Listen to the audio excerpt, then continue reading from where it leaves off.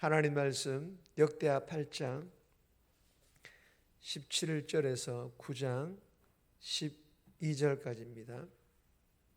우리 합독은 8장 17절, 18절 그리고 9장 7절, 8절 두 절 말씀 합독합니다.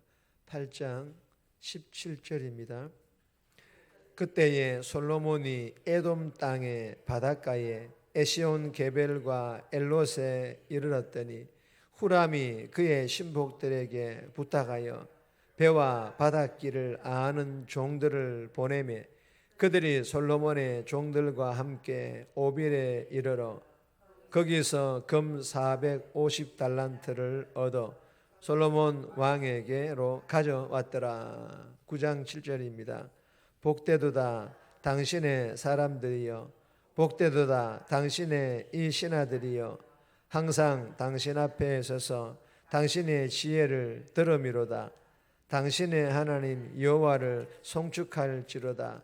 하나님이 당신을 기뻐하시고 그 자리에 올리사 당신의 하나님 여호와를 위하여 왕이 되게 하셨도다. 당신의 하나님이 이스라엘을 사랑하사 영원히 견고하게 하시려고 당신을 세워 그들의 왕으로 삼아 정의와 공의를 행하게 하셨도다 하고. 아멘. 오늘 본문의 제목은 지혜, 열방을 향한 복의 통로. 지혜 그리고 열방을 향한 복의 통로. 오늘 이 본문은 솔로몬 왕이 두루 왕 후람과 협력을 통하여 해상 무역을 확장하고 있습니다. 그리고 솔로몬의 지혜에 대한 소문을 듣고 찾아온 이 스바 여왕은 그의 지혜와 왕궁의 질서들을 보고 감탄하며 하나님을 찬양한다라는 그런 내용의 본문입니다. 오늘 이 본문을 통하여 하나님께서 우리들에게 주시는 첫 번째 교훈입니다. 분별하여 배워라. 분별하고 그리고 배울 것을 우리들에게 교훈합니다. 17절, 18절, 9장 10절, 11절 말씀인데 18절 말씀 보시면 후람이 그의 신복들에게 부탁하여 배와 바닷길을 아는 종들을 보내매 그들이 솔로몬의 종들과 함께 오빌에 이르러 거기서 금 450달란트를 얻어 솔로몬 왕에게로 가져왔더라. 여러분 2장에 보면 솔로몬이 두루 왕 후람에게 사절을 보냅니다. 그리고 과거에 내 아버지 다윗에게 백향목을 보내어 궁궐을 건축하게 한 것과 같이 내게도 그리하소서라고 건축에 동참할 것을 요청하자 이 두루 왕 후람은 이제 내가 나의 하나님 여호와의 이름을 위하여라고 찬양함과 더불어 성전 건축에 동참할 것을 허락합니다. 그리고 오늘 본문에서도 솔로몬 왕은 전과 동일하게 두루 왕 후람에게 또다시 궁궐과 성전 건축에 관련하여 요청한 것 같습니다. 그러자 17절에 보시면 솔로몬이 에돔 땅의 바닷가 에시온 게벨과 엘롯에 이르렀더니 솔로몬 왕이 이 두루 왕 후람의 초청을 받아 에시온 게벨과 에론 바닷가에 도착을 하자 두루 왕 후람이 신하들을 보내었는데 배에 대하여 그리고 바닷길에 대하여 잘 아는 전문가들을 보내었다라는 것입니다. 솔로몬 왕과 함께 간 신하들은 이들의 도움으로 오빌에 이르게 됩니다. 오빌에 잘 도착하였다라는 것입니다. 그들의 도움으로. 그리고 오빌에서 솔로몬은 전에는 레바논 백향목과 잣나무와 백단목 그리고 목공 전문가들의 도움을 받았다면 이번에는 정말 생각지도 못할 만큼의 엄청난 양의 금을 공급받는데 오늘 본문에 보시면 450달란트입니다. 450달란트. 이 450달란트는요, 약 15톤입니다. 1톤 트럭으로 15차량의 분량이라는 것입니다. 지금의 시세로는 얼마인지 계산하지 않겠습니다. 계산기를 두드리면 화면에 에러로 뜰 정도로 한마디로 엄청난 양과 엄청난 금액이라는 것입니다. 그리고 더불어 백단목과 보석도 함께 공급받아 솔로몬은 이 모든 것들을 가지고 이스라엘로 돌아옵니다. 여러분, 이 솔로몬은 두루왕 후람의 협력을 통하여 엄청난 양의 금과 백단목과 보석을 얻었고, 그리고 이스라엘에는 없는 항해 능력과 해상 무역 지식을 가지고 이스라엘로 돌아왔다라는 것입니다. 사랑하는 여러분, 본문을 통해 주시는 교훈이 무엇입니까? 하나님께서는 일반 은총입니다. 하나님께서는 일반 은총 안에서 세상의 협력을 통해 하나님의 뜻을 이루어 가신다라는 것입니다. 여러분, 그렇지 않습니까? 세상 사람들과 세상의 모든 것들과 다 등지고 살아갈 수는 없지 않습니까? 그러므로 본문에서의 교훈은 신앙의 타협이 아니라 일반 은총을 활용한 지혜로운 동업을 의미하고 있는 것입니다.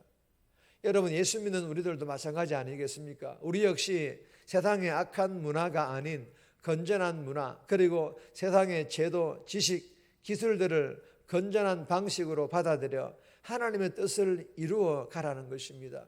주신 교훈을 마음판에 잘 새겨서 하나님의 나라를 세우기 위해, 교회의 부흥을 위해 성도가, 교회가 배워야 할 세상의 지식에 대하여 잘 분별하고 잘 배워서 하나님의 뜻을 이루어가는데, 건강한 교회를 세워가는데 그것들을 잘 사용할 수 있기를 주님의 이름으로 축복합니다. 두 번 주시는 교훈입니다. 하나님의 지혜는 능력이며 나누라. 하나님의 지혜는 능력이며, 그리고 이것을 혼자만 누리지 말고 이것을 나누어 주라라는 그런 교훈입니다.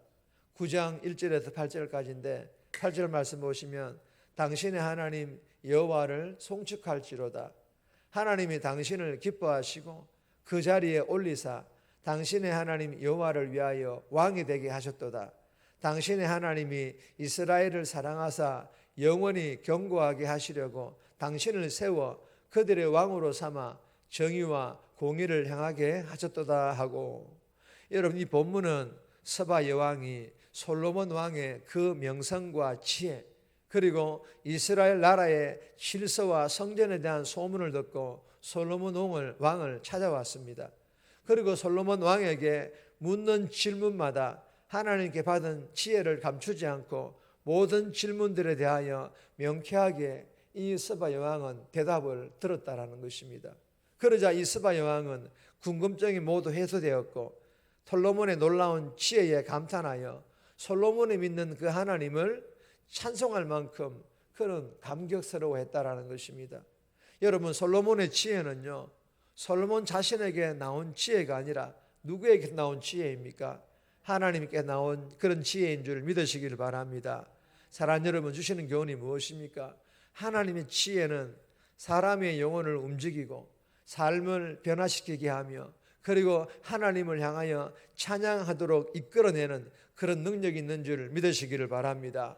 그리고 이 하나님의 지혜는요, 혼자 간직하고 혼자 누리는 것이 아니라 솔로몬처럼 하나님의 지혜를 찾는 자들에게, 그 지혜가 필요한 자들에게, 그 지혜에 대하여 묻는 자들에게 말로든 변화된 성품과 언어와 행동으로 응답하여 나누어 줄 것을 우리에게 교훈하고 있습니다. 주신 교훈을 마음판에 잘 새겨서 베드로전서 3장 15절 말씀과 같이 예수의 진리와 생명을 묻는 자들에게 온유와 경외함으로 대답할 것을 잘 준비하여 본문의 솔로몬과 같이 하나님의 지혜를 우리도 말씀을 통해 날마다 풍성히 공급받아 찾는 자들에게, 필요한 자들에게, 묻는 자들에게, 믿지 않는 가족과 전도 대상자들에게 변화된 나의 성품과 언어와 삶을 통하여 흘러보내고 나누어 줌으로 그들도 예수 믿게 되어 하나님을 찬양하는 놀라운 기적의 역사가 일어날 수 있기를 주님의 이름으로 축복합니다. 세 번째 주시는 교훈입니다. 하나님의 지혜는 정의와 공의. 하나님의 지혜는 정의와 공의를 이끌어낸다라는 것입니다. 9장 7절에서 8절 말씀인데 이 내용도 8절 말씀과 동일한 말씀이기 때문에 본문은 따로 읽지 않겠습니다. 여러분, 이 스바 여왕이 솔로몬을 보고 가장 놀라워한 것은 이스라엘 왕으로서 정의와 공의를 행하는 솔로몬의 지혜였습니다. 여왕은 이스라엘이 이렇게 견고하게 된 토대가 정의와 공의임을 알았다라는 것입니다. 그리고 여왕의 눈에 이스라엘의 가장 큰 영광도 마찬가지로 솔로몬을 통해 굳게 선 하나님의 정의와 하나님의 공이었다라는 것입니다. 여러분, 교회의 영광도 돈이나 권력으로 얻을 수 없습니다. 교회의 영광을 되찾으려면 하나님을 경외하며 공평하고 정의로운 하나님의 통치를 따르는 하나님의 지혜를 갖춰야 됨을 알고 날마다 말씀을 통하여 하나님의 지혜를 풍성히 공급받아 우리도 하나님의 정의와 하나님의 공의를 흘러보내는 그런 복된 삶 살아갈 수 있기를 주님의 이름으로 소망합니다. 정리합니다. 하나님의 나라와 교회의 부흥을 위해 성도가 교회가 배워야 할 세상의 지식을 잘 분별하고 배워서 하나님의 나라와 건강한 교회를 세워가는데 그것들을 통로로 잘 사용하게 해달라고. 하나님의 지혜는 예수 믿게 하고 변화시키는 능력이 있고 또 나누어 주는 것임을 알고 날마다 풍성히 우리가 하나님의 지혜를 공급받아 삶에서 만나는 사람들에게 나누어 주는 삶 살아가게 해달라고 이 새벽에 기도하며 오늘 하루 살아갈 수 있기를 주님의 이름으로 부탁드립니다.